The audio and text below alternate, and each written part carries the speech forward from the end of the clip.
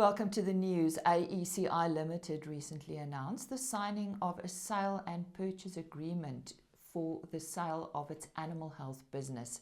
This agreement entails the sale of the business as a going concern to Nutrico International. The South African subsidiary of Nutrico is Trou Nutrition South Africa. The transaction is subject to customary closing conditions, including regulatory approvals and the satisfaction of other agreed upon terms. The transaction is anticipated to conclude in 4 to 6 months. The winners of the 19th Cleaver Awards were recently announced. These awards recognize the exemplary performance and dedication of South Africa's finest butcheries throughout 2023 to 2024. The categories entail more than 3 tills, fewer than 3 tills, meat markets and main markets. The respective national winners are Karoo Lucerne Butchery in Oudtshoorn, Frank's Meat in Middelburg, Malalaan Superspar and Meat World Katlehong.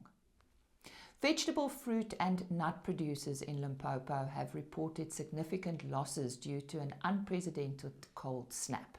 According to a report by Agri-Limpopo, this has led to fears of a substantial reduction in the availability of these essential commodities. Limpopo has been gripped by severe cold conditions and plunging temperatures well below freezing, causing catastrophic damage to the agricultural sector. Damage to infrastructure, such as water pipes, was also reported. This is likely to trigger a surge in prices, which will ultimately affect consumers. On the note of food prices, the Food and Agricultural Organization of the United Nations has reported that world food commodity prices remain unchanged in June. Higher prices were, however, reported for vegetable oils, sugar and dairy products, balancing out lower prices for cereals.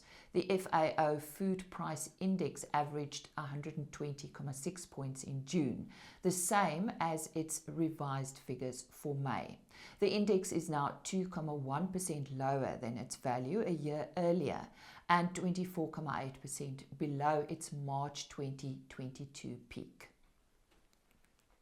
And Northern Cape Land Reform MEC Mase Manopole recently announced that the department will no longer be supporting failing farming projects.